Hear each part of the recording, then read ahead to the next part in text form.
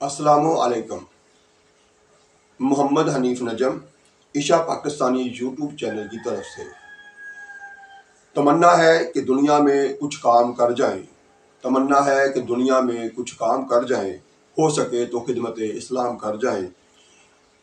سچے مسلمانوں اور اچھے پاکستانیوں، آج حسب روایت دروشی بھی پڑھیں گے، دروشی کی فضیلت پر بات کریں گے، اور خصوصی بات ہوگی تسبیح سجدہ یا سجدے کی تسبیح جو ہے اس کی درست ادائیگی اور اس کے معنی، اور ساتھ ساتھ سجدہ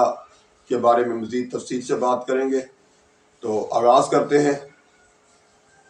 ہمارے آقا حضرت محمد صلی اللہ علیہ وآلہ وسلم پر درود پڑھنے سے۔ آئیے سب مل کے پڑھتے ہیں۔ صلی علی نبینا صلی علی محمد صلی علی شفیعنا صلی علی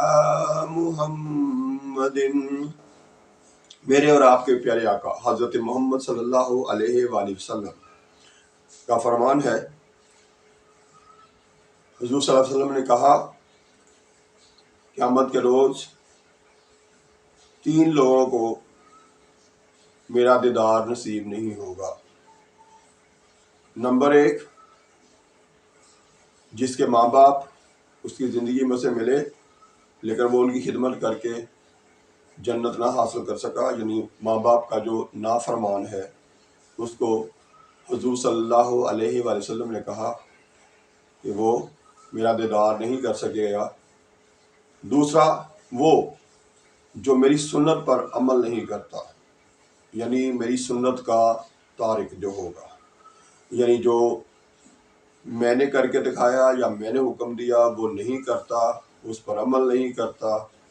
یعنی اس سے جان بوجھ کے روگردانی کرتا ہے، تو وہ بھی قیامت کے دن میرا دیدار نہیں کر پائے گا۔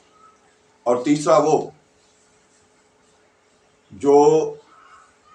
جس کے سامنے جب بھی میرا نام لیا جائے اور وہ مجھ پر درود شریف نہ پڑھے، مجھ پر سلام نہ بھیجے، مجھ پر درود نہ بھیجے، وہ بھی قیامت کے دن میرا دیدار نصیب نہیں کر پائے گا۔ تو سچے مسلمانوں، ہمیں اہتمام کرنا چاہیے، اس بات کا خیال رکھنا چاہیے کہ ہم ہر حال میں جہاں بھی ہوں، جس حال میں بھی ہوں، کوشش کریں کہ ہر وقت باوضو رہیں، پاک صاف رہیں، اور اپنے نبی پر، اپنے پیارے آقا حضرت محمد مصطفیٰ صلی اللہ علیہ وآلہ وسلم پر درود شریف پڑھتے رہیں۔ تو اب آتے ہیں آج کی بات جو ہے سجدے کے حوالے سے۔ تو تسبیح سجدہ پاکستان میں 80% لوگ، خاص طور پر جو پرانے بابے ہیں، میرے سے بھی بڑی عمر کے یا میری عمر کے، جن کو کبھی مدرسے نہیں گئے تھے، کبھی انہوں نے سیکھا نہیں تھا، یا انہوں نے کبھی سیکھنے کی کوشش نہیں کی، وہ ابھی بھی سجدے کی تسبیح جو ہے وہ غلط پڑھتے ہیں۔ اکثریت پڑھ رہی ہے سبحان ربی یا اللہ، سبحان ربی یا اللہ، سبحان ربی یا اللہ، یہ تسبیح پڑھتے ہیں 3 دفعہ اور اس کے بعد سجدہ مکمل۔ تو سچے مسلمانوں، اچھے پاکستانی، آج کے بعد اپنا یہ لفظ خود بھی درست کریں اور دوسروں کو بھی درست کروائیں۔ بلکہ اگر آپ خود نہیں بات کر سکتے، کچھ لوگ جو ہوتے ہیں وہ بات کرنے سے کتراتے ہیں، دوسروں کے سامنے بولتے نہیں، اپنے دل کی بات جو ہے وہ بتانے کے قابل نہیں ہے، تو وہ ان کے لیے یہ بھی ریکویسٹ ہے کہ وہ یہ ویڈیو جو ہے وہ دوسروں کو شیئر کر دیں، اپنے جاننے والوں کو، اپنے چاہنے والوں کو، جن کو آپ چاہتے ہیں کہ وہ جنت میں آپ کے ساتھ ہوں، ان کو یہ ویڈیو جو ہے وہ شیئر کر دیں۔ تو جب وہ آپ شیئر کر دیں گے تو ان کا تلفظ بھی درست ہو جائے گا، تو وہ بھی جنت میں آپ کے ساتھ ہوں گے۔ تو سجدہ کی درست تسبیح جو ہے وہ ہے سبحان ربی الاعلی۔ ہم پڑھتے ہیں سبحان ربی الاعلی، تو یہ غلط ہے۔ اسے درست کر لیجئے۔ سبحان ربی جل اعلیٰ، اور اس کے معنی ہے پاک ہے میرا رب سب سے بلند، پاک ہے میرا رب یا میرا پروردگار یا میرا مالک، ویسے اچھا ترجمہ جو ہے وہ یہی بنے گا، پاک ہے میرا رب جو سب سے بلند ہے۔ تو ترجمے کے ساتھ اسے سیکھیے آئندہ بھی، اور جب آپ کو ترجمے کے ساتھ پتا ہوگا تو پھر جب آپ سجدے میں جائیں گے اور جا کے وہاں پر کہیں گے سبحان ربی جل اعلیٰ، تو آپ کو پتا ہوگا کہ میں یہ کہہ رہا ہوں پاک ہے میرا رب بلند ہے سب سے، یعنی سب سے اعلیٰ ہے، بلند ہے۔ تو یہ جو ہے نا، اس پہ غور کرتے ہوئے جب آپ اس چیز کو سمجھتے ہوئے جب آپ پڑھیں گے تو نماز پڑھنے کا مزہ اور بھی دوبالا ہو جائے گا۔ نماز کی زیادہ سے زیادہ پابندی کریں۔ مسلمان اور غیر مسلم میں سب سے بڑا فرق جو ہے نا وہ یہی ہے نماز کا۔ تو ہمیں اس کا اہتمام کرنا چاہیے، اپنے ارد گرد نظر ڈالنی چاہیے کہ ہم تعداد کتنی میں ہیں اور اس میں سے نمازی کتنے ہیں، نماز پڑھنے والے کتنے ہیں اور نماز نہ پڑھنے والے کتنے ہیں۔ اٹھتے بیٹھتے غور کیا کریں، اور جب آپ کو جو بھی ایسا شخص یا ایسا فرد ملے جو نماز نہیں پڑھتا تو اسے نماز کی تلقین کریں، پیار سے اسے سمجھائیں، بتائیں بھئی نماز پڑھنی چاہیے، نہیں مسجد جاتا تو اسے ساتھ لے کے جائیں، آہستہ آہستہ اس کی عادت کو بدلیں تاکہ وہ 5 وقت کا نمازی بن جائے، اور اگر وہ باجماعت نمازی بن جائے، مسجد میں جانے والا بن جائے تو کیا ہی اور اچھی بات ہے۔ تو اس سے یہ بھی ہے، ایک تو آپ نے اسے نمازی بنایا، اس کا ثواب آپ کو ملے گا، اور جب وہ نماز پڑھے گا اللہ تعالیٰ ساتھ ساتھ اجر آپ کو بھی دے گا۔ دوسرا، ہم بطور قوم بھی پہلے کی نسبت اچھے ہو جائیں گے، تو ہمیں اچھے بننے کی کوشش کرنی ہے، کیونکہ جنت جو ہے حاصل کرنے کے لیے اسے تھوڑی سی محنت تو کرنی پڑے گی۔ بے شک کہ میرا اور آپ کا پیارا رب بہانے ڈھونڈتا ہے،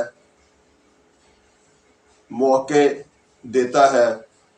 کہ بھئی یہ تھوڑی سی نیکی، چھوٹا سا اچھا کام کریں تو میں اپنے پیارے نبی حضرت محمد صلی اللہ علیہ وسلم کی اس امتی کو جنت میں لے جاؤں، اور یہ میرا بندہ جو ہے، جو میرے پیارے آقا حضرت محمد صلی اللہ علیہ وسلم کا امتی بھی ہے، اس کو جنت میں ہونا چاہیے۔ اور پھر ہمیں جنت میں ہونا اس لیے بھی ضروری ہے کہ ہم دعوے دار ہیں دنیا میں، ہم مسلمان ہیں۔ کہ مسلمان جو ہے وہ اچھے کام کر کے جنت میں نہ جائے تو شرمندگی ہوگی کہ ہم انتہائی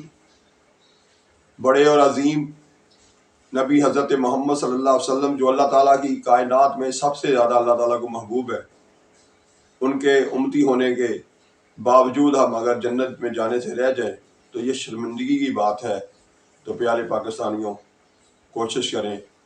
اپنے آس پاس کے ماحول میں جتنے بھی بے نمازی ہیں ان کو نمازی بنائیں، اور پھر ساتھ ساتھ اپنی مسجد جو آپ کے گھر کے قریب ترین ہے اس میں جا کے تعداد چیک کریں اس وقت نمازی کتنے ہیں، اور پھر آپ کی محنت کے بعد اس میں کتنے کا اضافہ ہوا ہے۔ کوشش کریں کہ ایک ایک کر کے نمازیوں کی تعداد کو بڑھاتے چلے جائیے۔ جتنے نمازی زیادہ ہوں گے، جتنے ایماندار لوگ زیادہ ہوں گے، اتنی ہی ہماری زندگی میں آسانیاں آئیں گی، اور آخرت میں تو بے بہا فوائد ہیں۔ اس لیے کوشش کریں کہ اس زندگی میں جو اللہ تعالیٰ نے کسی کو چند مہینے کی دی ہے، چند سال کی دی ہے، اور کسی کو یہ کہہ لیں کہ چند ماہ کی دی ہے، لیکن یہ ہے کہ یہ ساری کی ساری اللہ تعالیٰ نے